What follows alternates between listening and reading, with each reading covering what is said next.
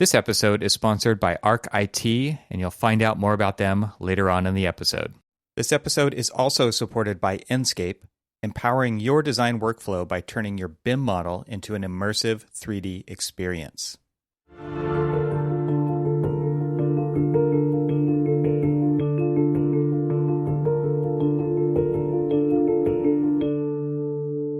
Welcome to the Troxel Podcast. I'm Evan Troxel. This is the podcast where I have conversations with guests from the architectural community and beyond to talk about the coevolution of architecture and technology. Today I'm speaking with Jose Cruz Jr., who is the founder and managing director of Integrated Projects and was previously a designer at Robert A.M. Stern Architects and subsequently the VDC director at UA Builders Group, which was acquired by WeWork. In this episode, we talk about Jose's interest in PropTech from the owner's perspective in terms of his See, Verify, Quantify framework that he's developed at Integrated Projects. We also get into the value he sees in the service he's created for digitizing what he calls quote-unquote background buildings, and how his team is creating this resource using reality capture, how digital twins of existing building stock has the potential to add value and jumpstart future projects that owners hire design teams and architects for, his layer zero analogy, sorry to all you ex-AutoCAD users out there who have the warning signs going off in your brain right now, and so much more. So without further ado, I bring you Jose Cruz Jr.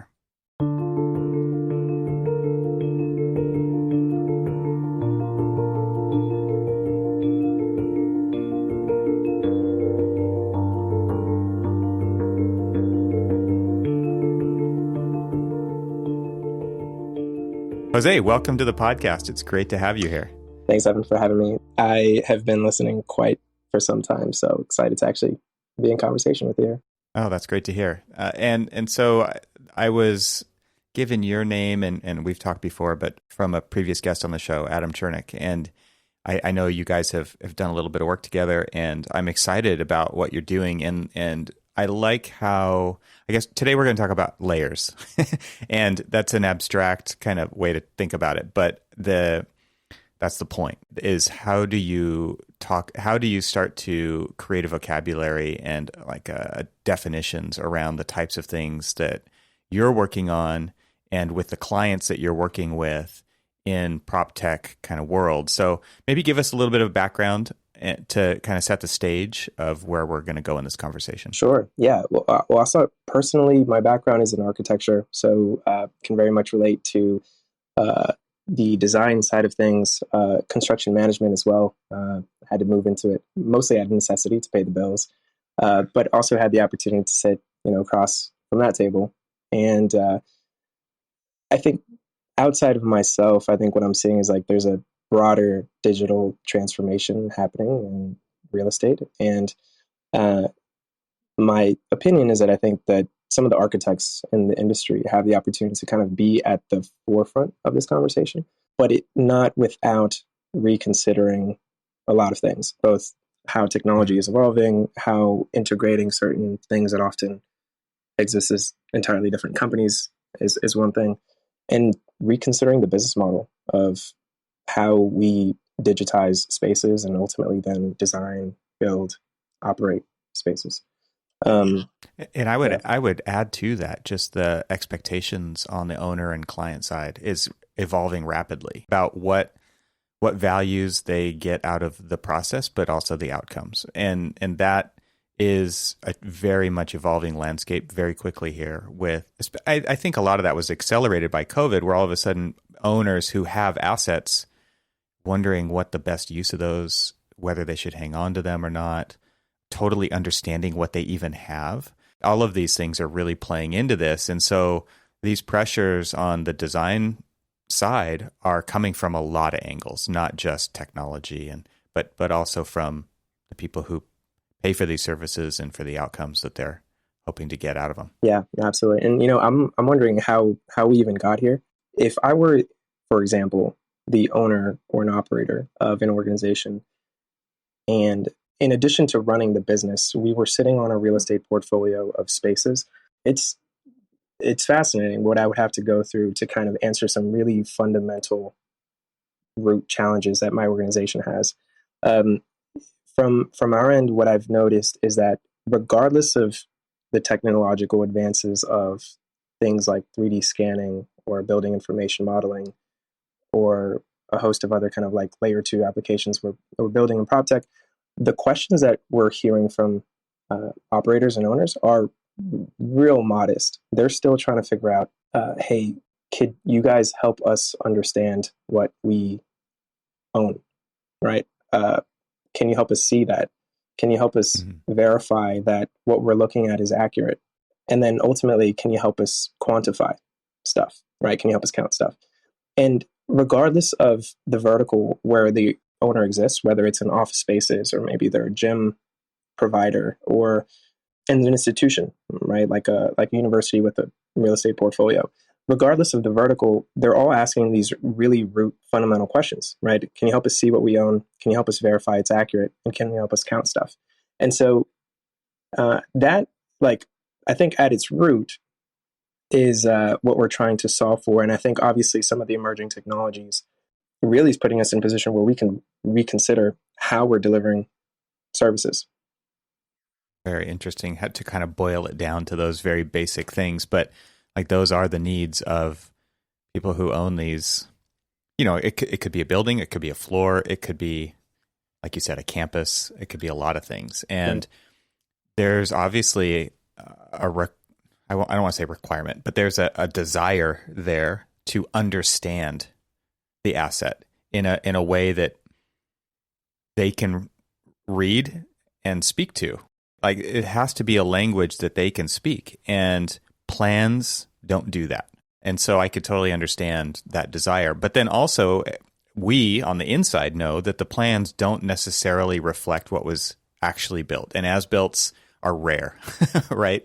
And so yeah, like, is it accurate is a great question, because I'm sure there's tons of stories about the inaccuracies that exist out there. Like what the bill of goods is that people think they have versus what they actually have has got to be there could be a very big delta there potentially. But before we get into all that, like, how did you get to this place? Like you said, you came from architecture, but like, how do you connect the dots between, you know, you started in architecture, you went to the construction side, and now to where you are with the technology side and kind of serving the ownership side of the building industry? Yeah, great question. I often have to ask myself, like, kind of how we got here.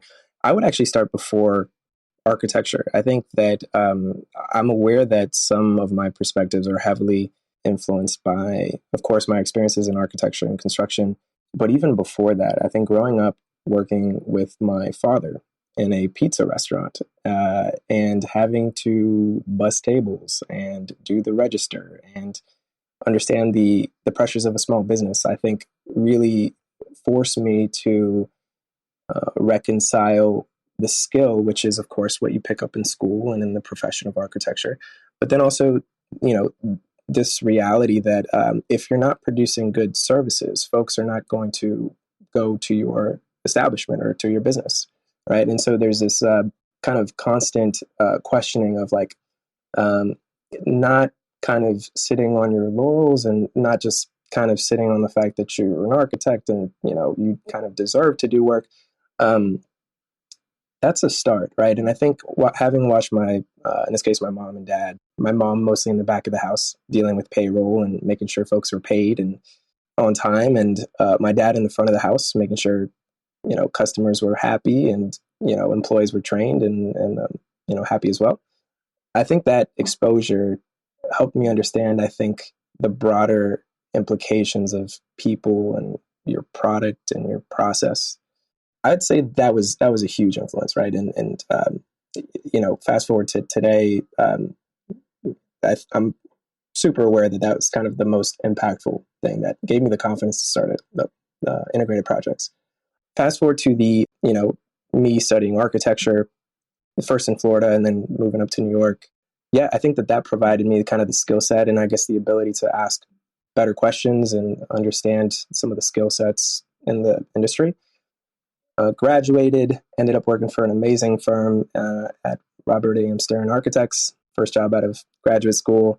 Did some exciting work, picked up some Revit skills there, understood that, okay, this is kind of where the puck is going instead of where it's at. And so figured I should probably pay attention to BIM in general.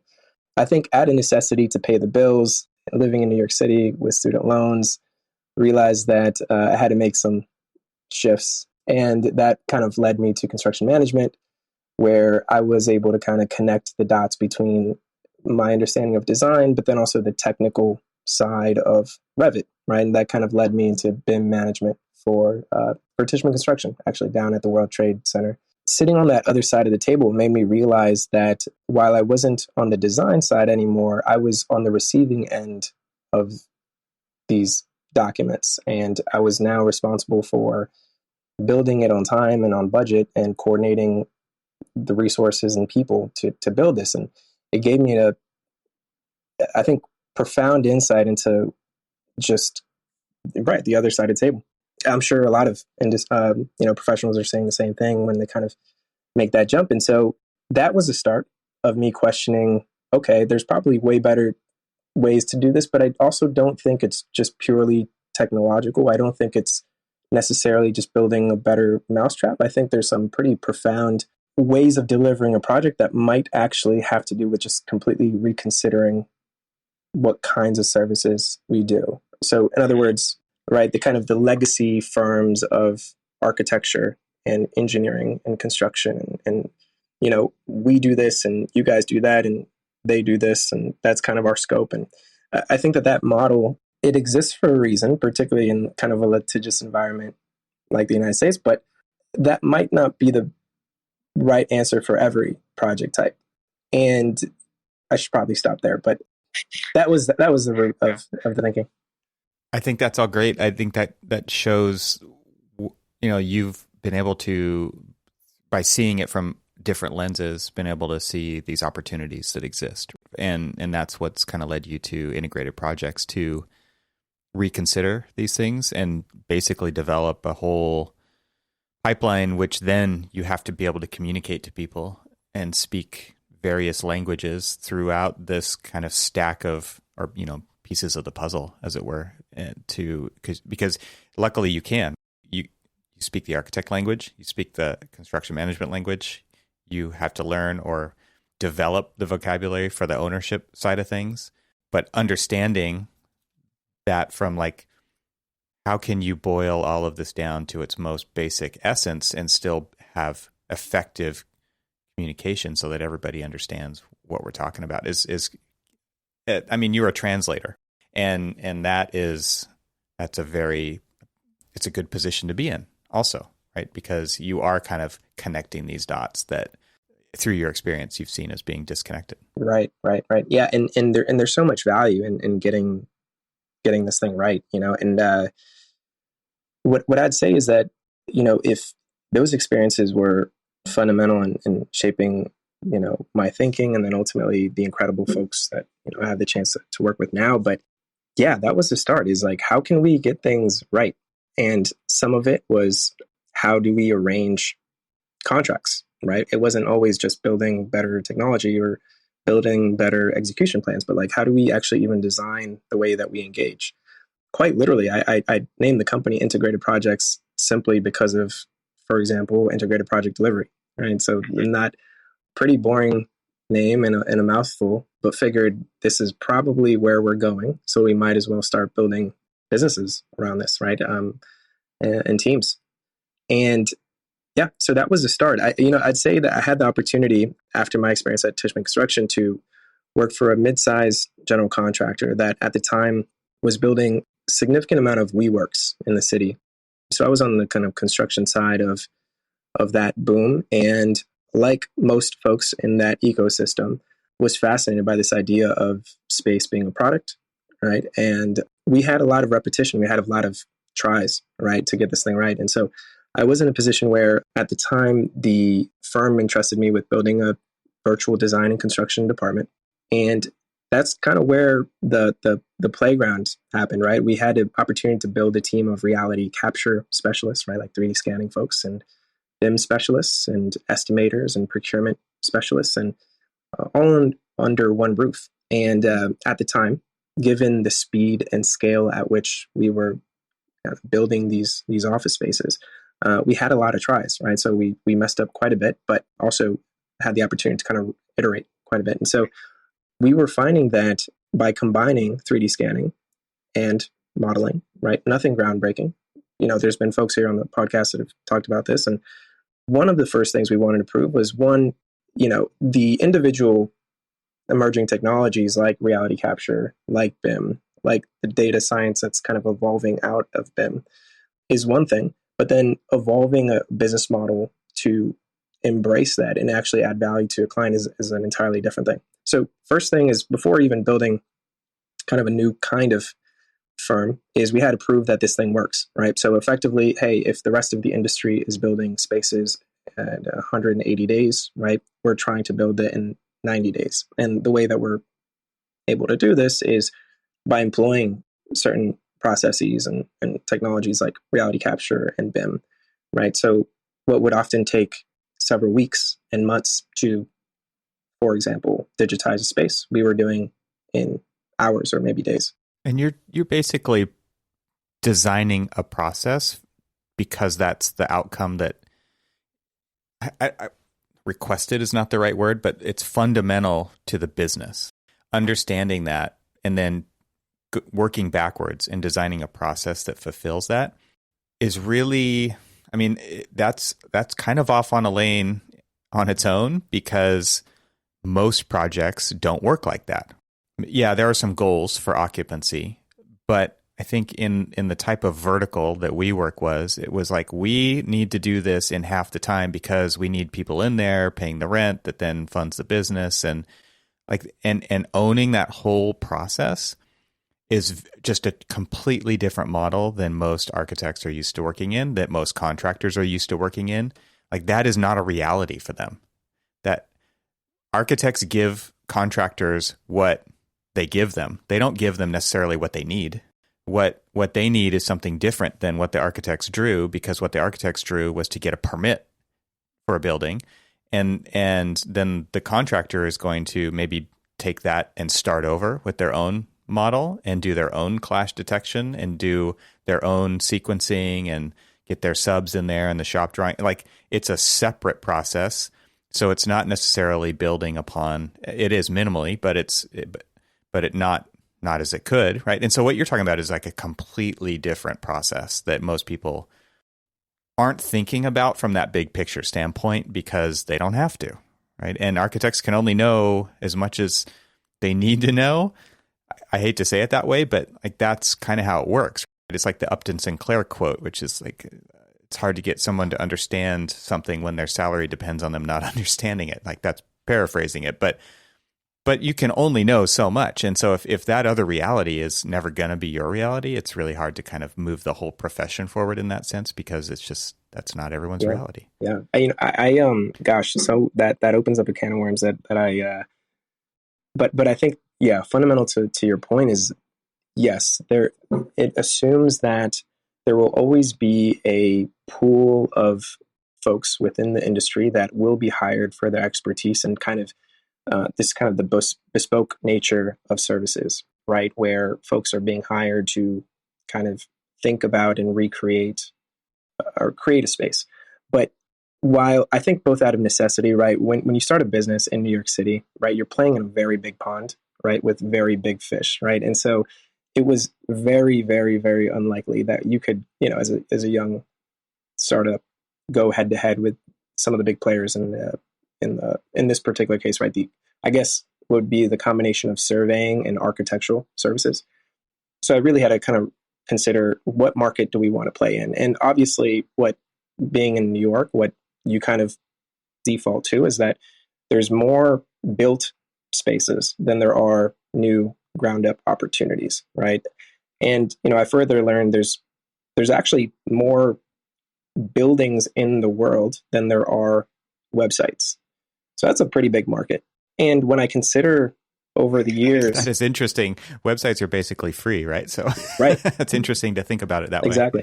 And so I started realizing, it's like, okay, well, in the kind of decision making of playing in the ground up space, which it's much harder to come by, right? And the players winning those kinds of projects, right, are the known suspects. But there's a lot of work that needs to be done in the built environment, right, that we're not talking about. There's this term called the background building that I'm fascinated by, right? It's like we certainly in architecture school, you're kind of bred to want to kind of have your chance at designing this masterpiece. But in reality, where we're living in, most buildings are kind of the ones that we walk by and really never consider. And yet people live there, right? And so this is where people live. And so tons of opportunity just in the buildings that exist. So that was a start, right? And I think that opens up a whole other niche that I think we can discuss, which is, okay, well, how do we now begin to address some of those fundamental questions of these background buildings that no one is addressing? That's a start. And so, yeah, I mean, to your point, I think that there's going to be the folks within the AEC space that might be kind of incumbents, and they're not necessarily paid to think about this, right? It is outside their scope. There's going to be a market for that, but I think increasingly so, especially as we're seeing new prop tech companies emerge. What we're finding is that in this built environment, I believe the previous podcast talking about the kind of the fat middle, I believe was the term. I think increasingly so, we're building tools to kind of address for this kind of fat middle, whether you're in prop tech or whether you're just kind of designing new firms to address this particular product. I think now we can actually start to get into what you are actually doing in that, because I think it starts to address the type of people you're talking about. There is so much opportunity out there that falls outside of kind of the shiny object syndrome of most architects. And so therefore it isn't on their radar, and it opens up a ton of opportunity, like you're talking about, in the built environment for people who are trained as architects and who have worked in construction and have worked for verticals like we work, like serial builders, and they own the whole stack, and they might have a different interest in the kind of data that you're acquiring than other people. But I think what you're saying that you're seeing is that more people are interested in that than we thought. Yeah, absolutely.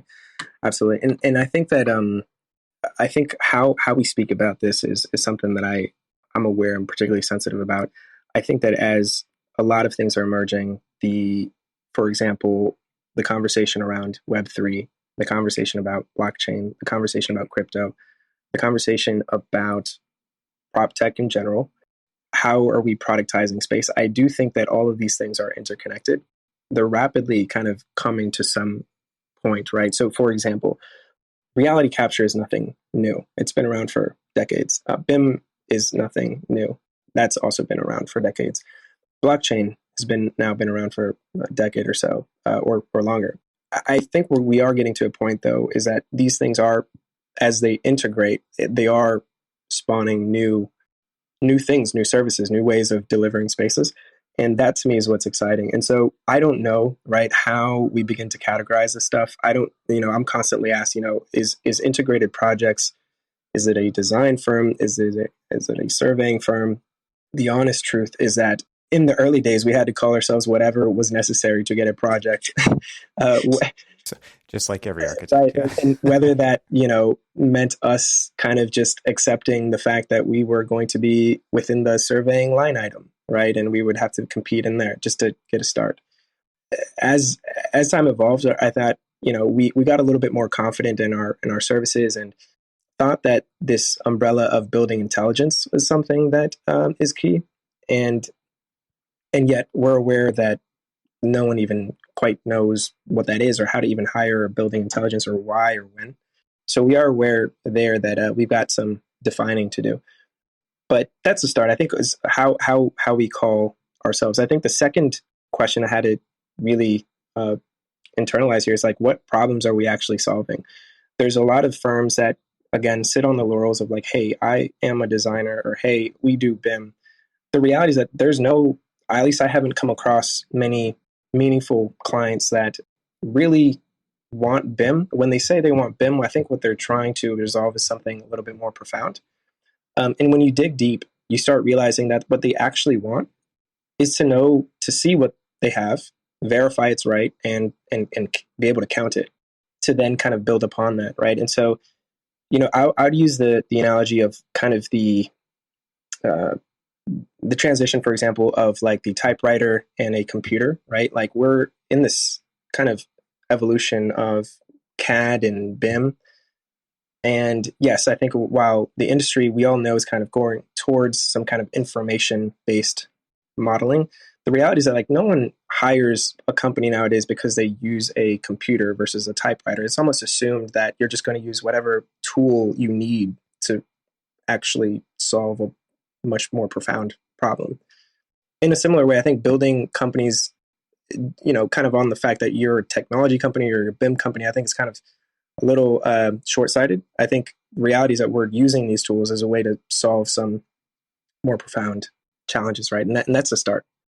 Yeah, means to an end, right?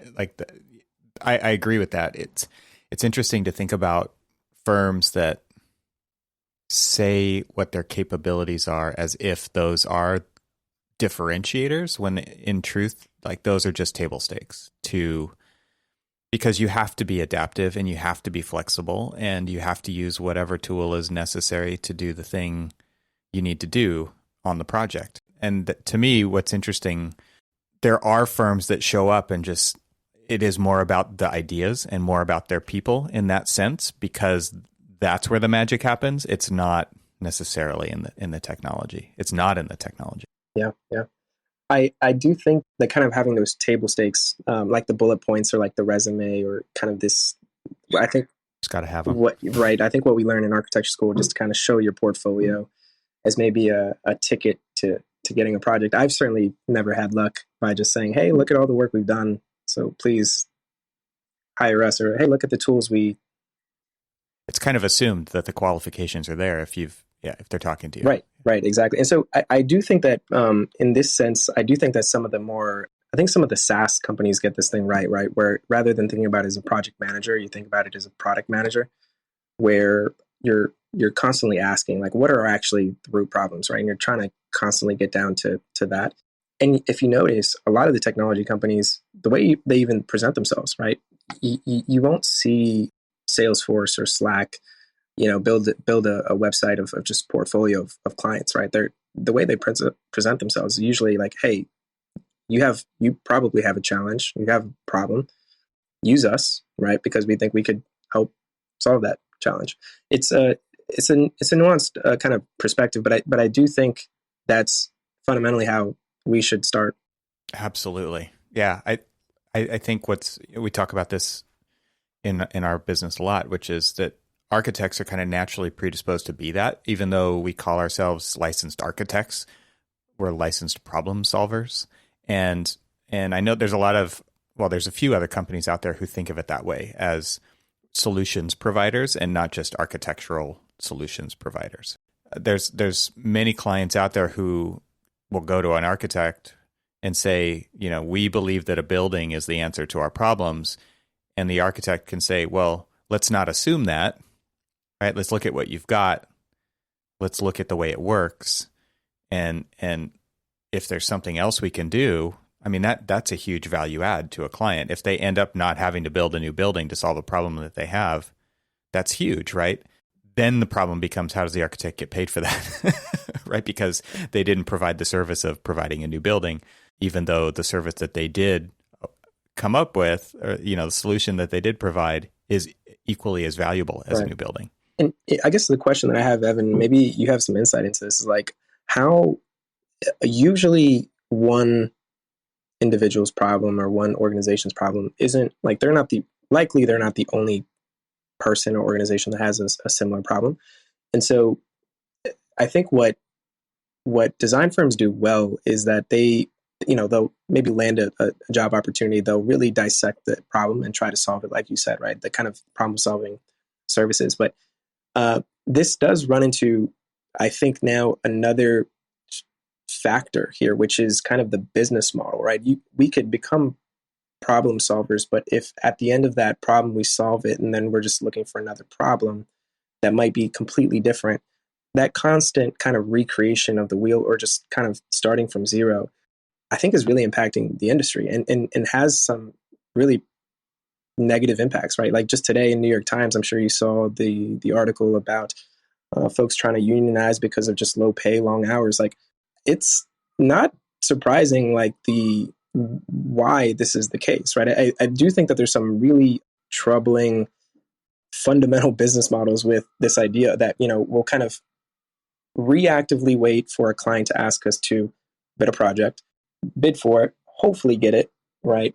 Build a team around that to resolve it. But at the end of that project, we're still kind of left wondering, okay, what's next, right? And so for some of the bigger firms that might be, you can kind of maybe subsidize a lot of that through just larger and larger projects. But for most of the small, mid-sized companies, that's tough. That's tough to kind of sustainably maintain. And so it's not, for me at least, not surprising that having this kind of shift from services to product, or at least productized services, we're going to see that more and more. But I think out of necessity to just have better conditions, right, for ourselves, and better business models to ultimately pay folks what they should be getting paid, instead of this kind of cliche of, the kind of overworked and underpaid professional. And I think that, no surprise, a lot of these kind of architects turned product managers, or the kind of the architecties moving into design technology, I don't see that trend slowing anytime soon. And while I think we understand them as two different things now, between traditional architecture and design technology, I think it's going to become increasingly more common that the future design firms will just by default be design technology firms. Let's take a short break from the conversation to talk about this episode's sponsor. Enscape is a leading real-time rendering and virtual reality tool for the global AEC market. It plugs directly into your modeling software, giving you an integrated design and visualization process. With Enscape, you can render in real time and walk stakeholders through your rendered model with incredible ease. Now buildings can be experienced long before they're built. And I have to add here that it's fun to use. Seriously, you cannot underestimate this. It's what makes this tool so amazing. This is something that most CAD and rendering programs can't claim. It democratizes your ability to create beautiful renderings at any time during the design process, and use it as a tool to make valuable decisions during design. And as my friend Clifton Harness of TestFit says, it's one of the few well-established companies open to innovating in AEC. And you can see the outcome of this, where his company recently showed off how they were able to take advantage of the new Enscape SDK to incorporate the real-time renderer with TestFit. More than 200,000 unique monthly users from over 150 countries use Enscape to envision better designs. Don't be left out. To learn more or sign up for a free 14-day trial, visit enscape3d.com/TRXL today. That's enscape3d.com/TRXL. ArcIT. Let's start this off with a short story. When Zach, a principal architect at CSDA Design Group, came to ArcIT, his network was hit with a ransomware attack and had been down for going on 7 days, and his current IT support provider was telling him that it should be back up any day now, without making any progress on getting them back up and running. When he came to ArcIT for help, they worked to recover his firm's most important project files first so he could be back up and running, because they understood there are deadlines to hit. Zach's firm has now been with ArcIT for going on a year, and he couldn't be happier. So, as business owners and architects, how often do we think about our IT provider? Typically, only when things go wrong. And for many of us, unfortunately, this happens too often, especially with the latest emphasis on remote work. I know that I've had to deal with my fair share of IT fire drills. Not pleasant. ArcIT, however, is a very different kind of company. They specialize in serving architecture, design, and engineering firms, and their goal is to help you use technology as a competitive advantage. This means that they understand your technology stack, and they won't waste your time and money learning how your tools work within your process. Combine that with industry-leading response times, proactive remote hardware management, and solid disaster recovery and backup solutions. That's something that everybody should be thinking of, honestly. And enterprise-grade security management. And yet, above all, these are just table stakes for a solid IT company. ArcIT goes a step further. They become your strategic partner when it comes to planning, budgeting, and integrating new technology into your business processes. So all of this sounds expensive, right? Nope, because Arc IT is highly specialized for our industry. Their pricing is on par or in some cases even lower than other IT providers. Arc IT is transparent and even publishes the pricing right on their website. Speaking of their website, there's also something else you should check out when you're there, and that is their Design Under Influence blog and video series. Again, adding value to IT type solutions across industry, all good stuff. So your business deserves a competent, responsive, and proactive IT partner. Reach out to my friends at Arc IT for a free consultation. So go to getarchit, that's getarchit.com, arc like architecture in the middle, and click Work with Us. And now let's get back to our conversation. I think of it from this kind of goes back to that shiny object syndrome that we were talking about. In the profession of architecture, you are trained in school to, like, those are the kinds of projects you want. Those are the kinds of projects you need because it's all about you. It's all about us. And I'm kind of two minds that the architect should be in charge, like this whole master builder kind of idea. I'm not so sure that architects should be in charge just because they want to be or just because they did before. And I think that kind of level of entitlement, at least even if it's just thinking it, is still some level of entitlement around that, which is control and ego driven. The things that you're talking about, like I had a conversation with Sam over at Homestead, which is out by the time this podcast is out. And Homestead is on the ADU/SB9 front in California, where lots can be subdivided and people they basically partner with landowners to do the subdivision, to build a new thing and to sell it off and make money from it. Like 80% of the fees of all of that go back to the original property owner. I don't think most architects are thinking about the problems in those ways. And because we're never trained to from the beginning, we're trained to chase the shiny object. And so the firm that you're talking about that was in the New York Times article, which I'll put a link to in the show notes, everybody will have read it probably by the time the show goes out. But that is a shiny object firm. And I think this goes back to earlier points in our conversation, which is the types of architecture that we're talking about there are for the 1%. Those are the people who can afford it and do maybe value the outcome in that way. But that also means that there is another 99% out there. And these are the background buildings that you're talking about. And fundamentally, we as a profession are leaving that 99%, effectively on the table and saying, that's not for us. And now we're seeing companies come out saying, yeah, we want to practice there. We want to make a social impact there because we can do it at scale, because there's so much room and we don't have to compete so hard for it, right? It is a different game to be played. And what's interesting to me is that anybody could choose to play that game, but most people are choosing not to because of the sunk costs and the way we've always done things, right? It's very hard to kind of shift gears in that big of a way.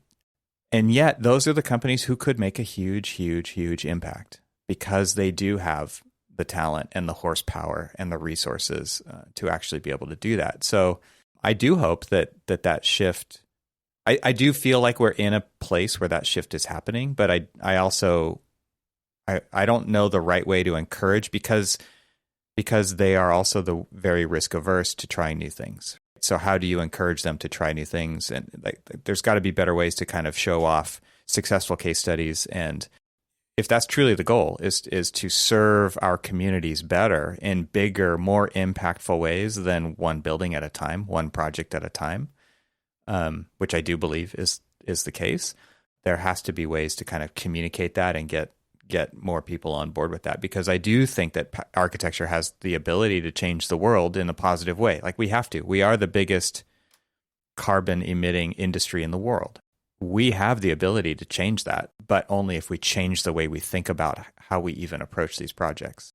Evan, I hope you can kind of keep me honest here, but I guess what I'm trying to think of from my perspective, I don't know if this is good or bad, and I'm kind of putting on my architect hat on, but some of the things that I'm seeing now is I do think that the way that so if we think about, just to kind of summarize on what we're talking about here, if we talk about the existing built environment, and we talk about these spaces, and we talk about how we're building services around existing spaces, I think some of the opportunities here that we're going to likely begin seeing very quickly is, I think that the digitization of these buildings is a start, right? Like, I think that we can proactively find business models to actually capture what is there.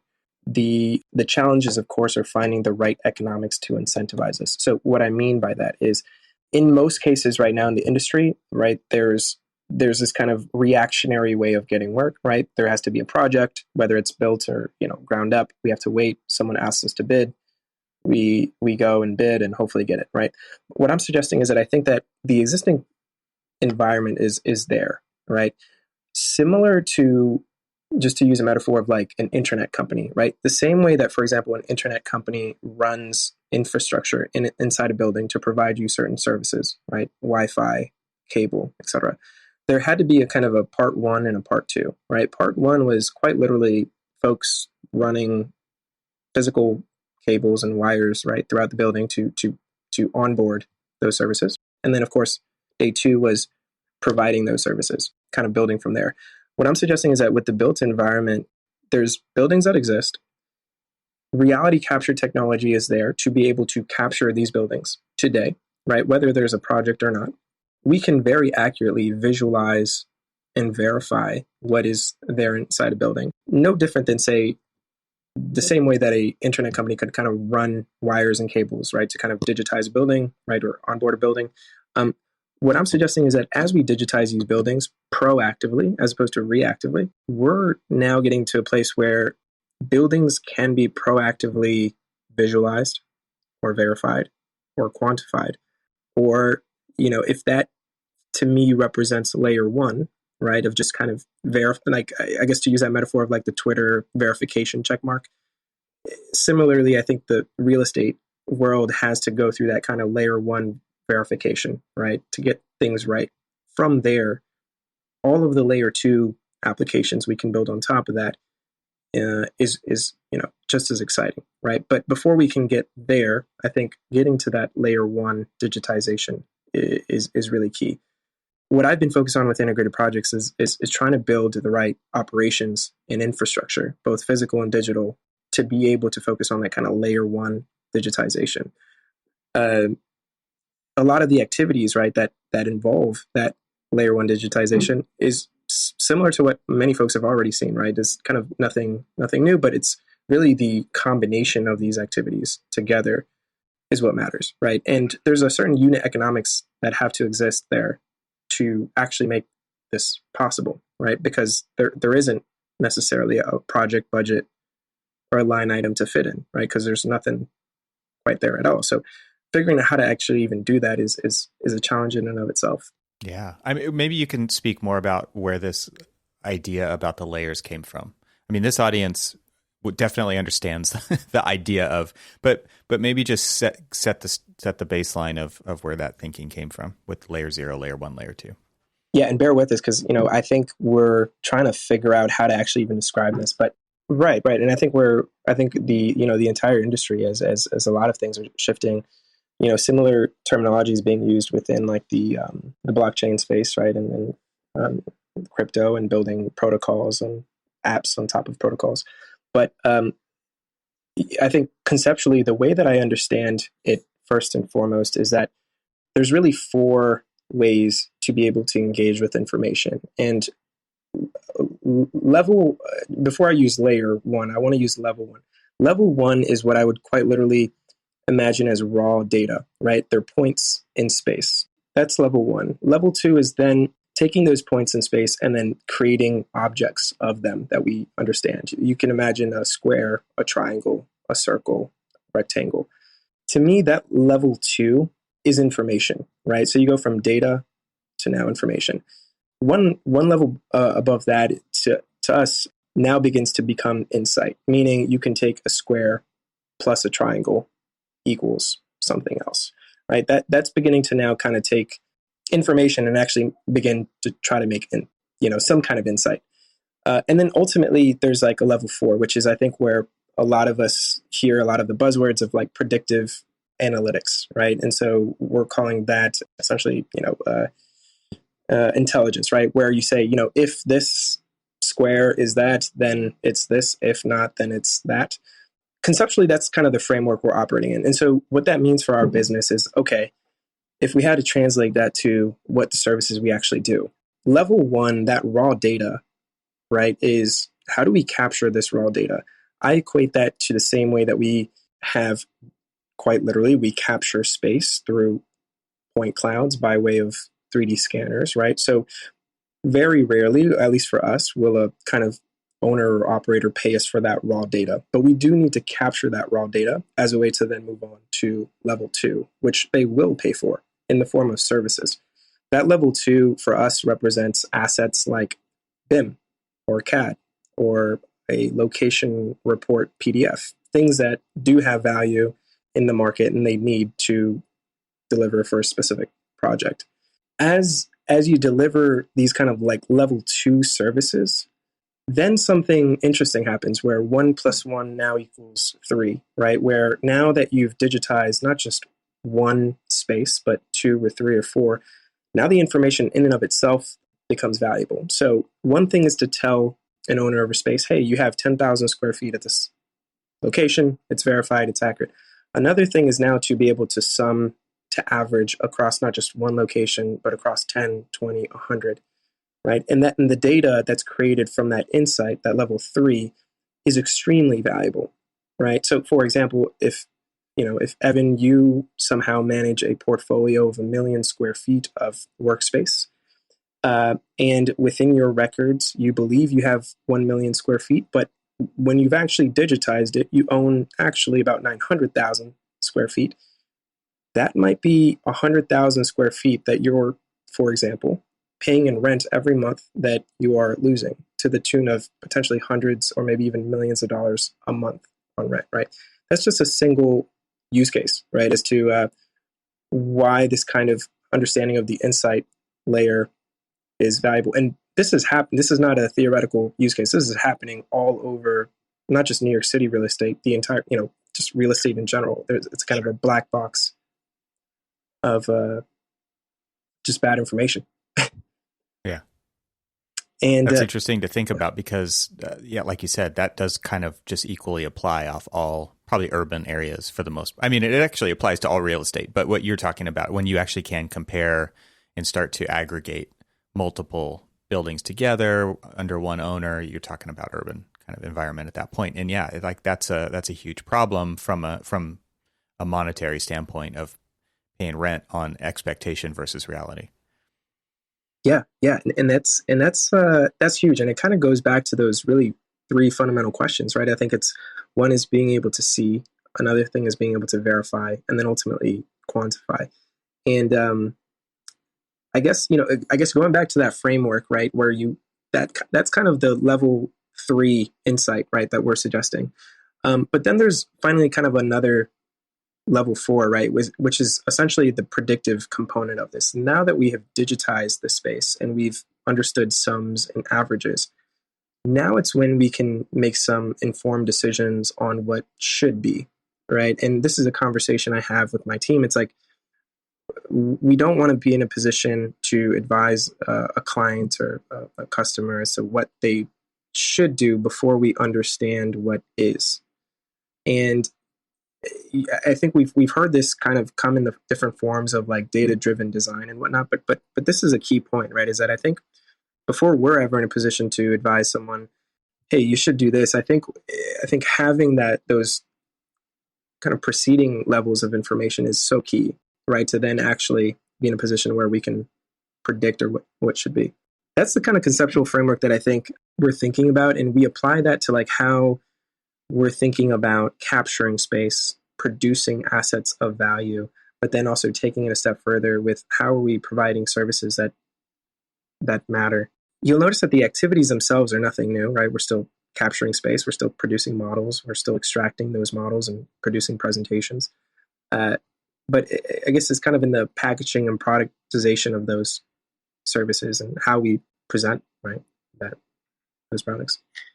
And doing this across owners also gives you particular insight, I would imagine, because now you're standardizing data, and you can, I mean, maybe that's level 5, right? It's like you've got this ability now to go beyond one client to multiple clients and do comparative and predictive kind of analysis and just another level of understanding, which I think then informs your ability to have smarter services for the people that you are working for, because it's not just their black box that you're working within. I mean, it gives you the ability to understand the built environment through other owners' lenses as well.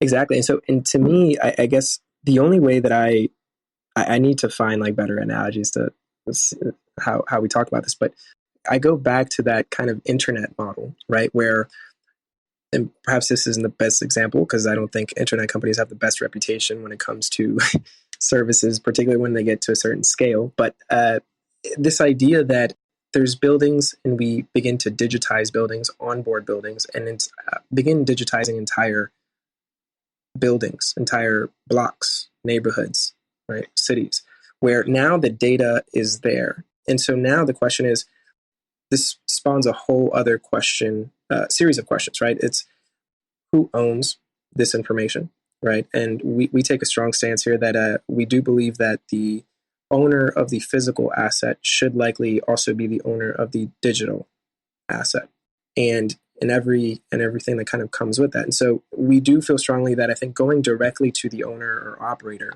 of these spaces to be able to empower them with the visuals, the ones and zeros, that from there they can then empower their consultants, architects of record, engineers. That's a profound shift that might kind of mess with the way contracts are currently written, how architects perform their due diligence scope, what trust do they have in the information that the owner is providing. So it's not lost on us that I think while we're completely convinced this is kind of the way the industry is going, it's not going to be just broadly accepted immediately. I think that there's going to have to be some kind of layer of trust that's built within the information provided to these owners. But it is kind of a change in dynamic there.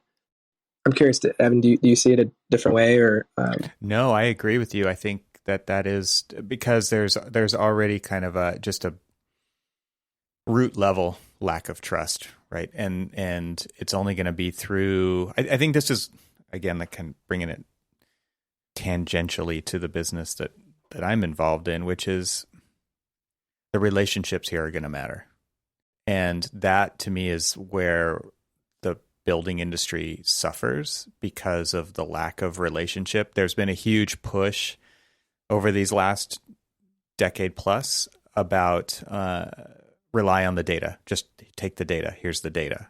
And I think that people have been burned a lot of times with that scenario. So I think that there needs to be a shift back to relationship, and because relationships is the root of that trust, where that's going to be coming from. And so that's where we're focused. And the data is important. Like, I need the data to make decisions, and I also need to be able to trust that data. How am I going to trust that data? I mean, obviously that could come through experience with it over time, but I think a faster shortcut is by relationship with the people who are creating it, curating it, making it accessible, asking me what I need out of that data to do my job effectively, so that I don't have to, start with a blank page every time. I mean, to me, I see it as a huge opportunity to not have to do that. I don't have to start with a blank page. I can rely on you to give me a verified, like you said, Twitter blue check mark kind of a baseline to start with that isn't a blank page. Amazing. That verification is going to be super important, right? And so how do you develop the body of people who verify the work? How do you develop the rules of engagement for that? How do you develop the relationships over time? I think all of that is where a big focus needs to be placed on, because if we don't do that, like this profession just continues to become more and more divergent.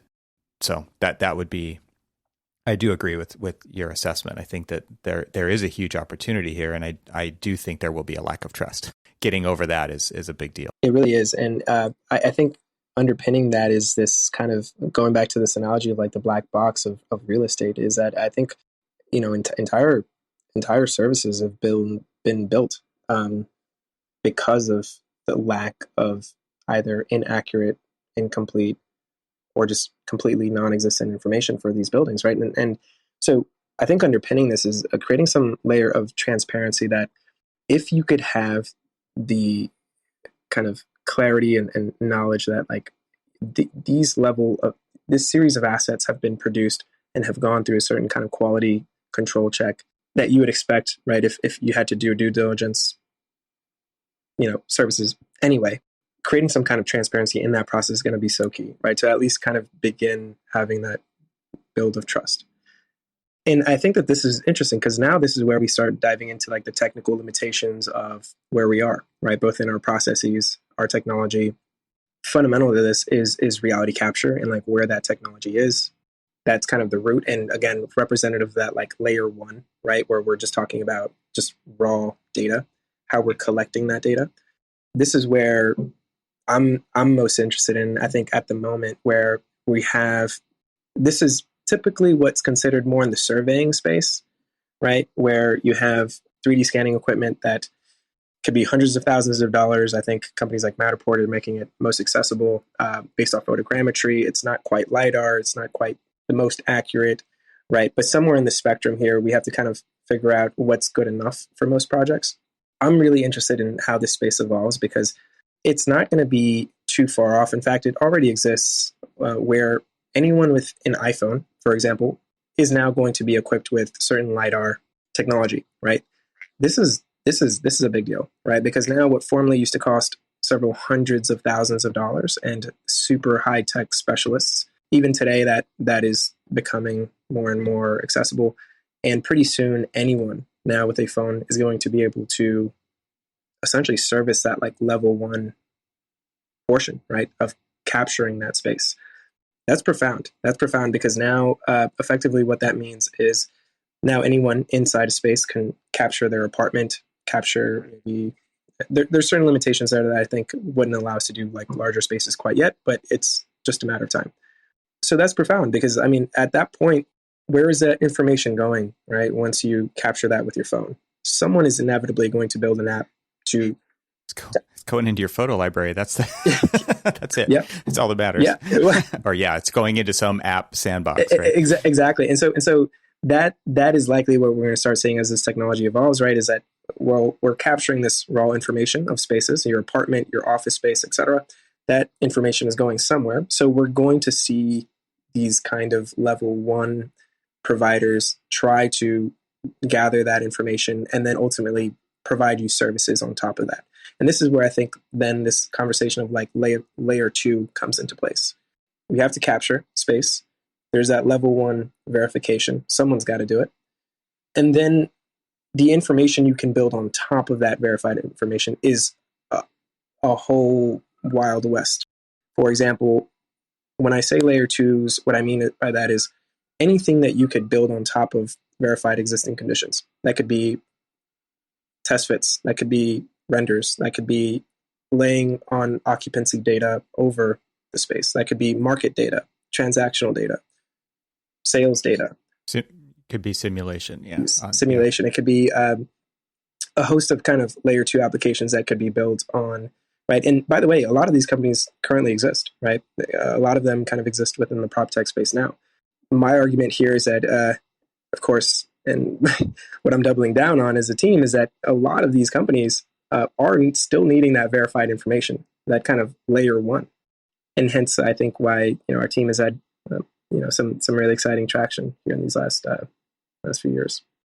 Yeah. So maybe we can wrap up with just what that process has been like for you and what kinds of conversation, or maybe give an example of a type of a conversation that has come out of capturing that data and then presenting, like going through your process and then presenting it back to an owner? Like what's kind of a typical outcome that they see? You alluded earlier to there's a difference between what they have versus what they thought they had.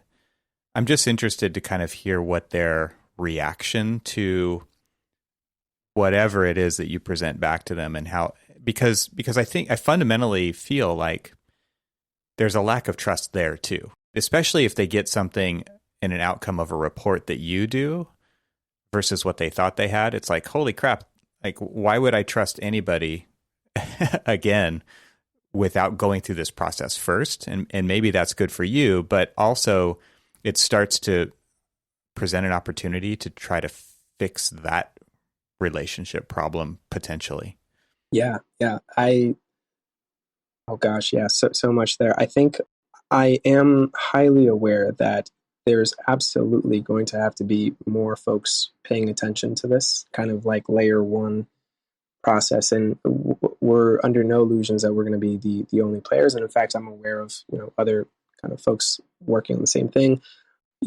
I'm sure everyone, listening to us has heard the terms of digital twins over and over again. I would distinguish between this idea of digital twins, particularly building digital twins within proprietary platforms, as opposed to just simply focusing on verification of the assets, even if that's happening through the standard tools we use like scanners and AutoCAD and BIM.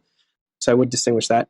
But this is to us an entire Wild West of opportunity. And you're exactly right. I think if we don't do a good enough job of explaining how these assets are produced, we owe it to our clients, right? To get this thing right. And ultimately, I mean, this benefits everyone, right? And so we're going to have to prove that we can not just do this, but do it consistently. I'm not exactly sure what this is called, right? Because I guess you could call it It's called the blue check mark of the building industry. Yeah. I mean, I guess for the long timers, right, in the industry, you're just like, oh, Jose, you're describing surveying, right? But I think it's a little bit more profound than than just kind of the traditional sense of surveying. I think it's a little bit more involved there, but it is, because you're talking about these higher levels of intelligence, right? And you're talking about being able to use those for that kind of insight. And I think we do use existing conditions data for insight, but we're talking about a level above that for sure. We're talking about not just a capture, but what is the story in that capture? What are these things telling us versus what we thought? And where does that conversation then lead? This is the stuff that I think is the foundation for an elevated level in our profession. Right.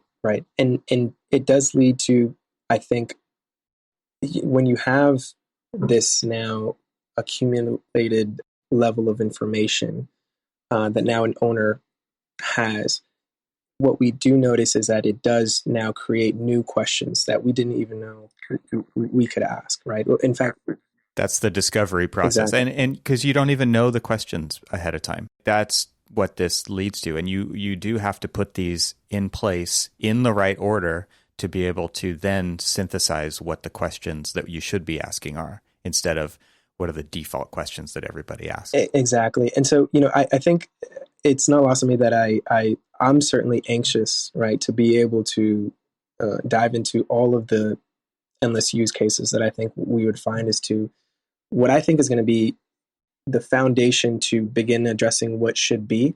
But ultimately, it's really focusing on what is first. And I think if we get that what is question first, there's going to be a host of use cases that neither you or I have even considered. Right? You're building a platform, and that platform, you don't know how people are going to use it, but I think that it's going to be really fun to watch and see what comes out of that. It really is. Yeah, it really is.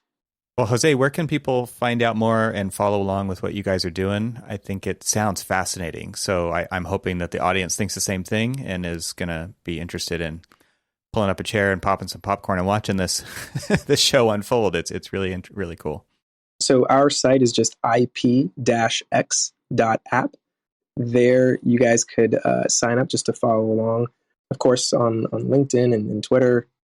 Follow along. We're often sharing content there. But yeah, would love to, chat with listeners, whether they're practitioners in the industry or owners or operators that have those kind of fundamental root challenges of, seeing or verifying or quantifying stuff. I'm excited to, like you said, kind of excited where these things take us. Yeah, just excited to kind of continue addressing that what is question. Yeah, well, you're doing amazing work, and I'm so happy that Adam introduced us. Just really fascinating to see what you guys are up to. So thanks for the conversation. I'll put links to all of the stuff there that Jose mentioned at the end, to his website, to his LinkedIn, to his Twitter, and you can find it all in the show notes for this episode. So thanks for listening.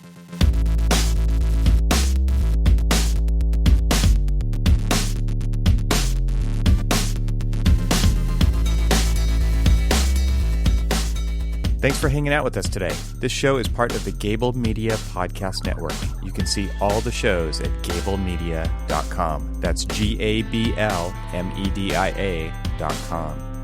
You can help support what I'm doing here by leaving a 5-star review on Apple Podcasts to help get the word out, and of course, share it with your friends. I'd love to hear from you, so leave a comment on the website at trxl.co/podcast, where you can find every episode. You can also follow me on Twitter and Instagram and YouTube. Just search for eTroxel. Talk to you soon.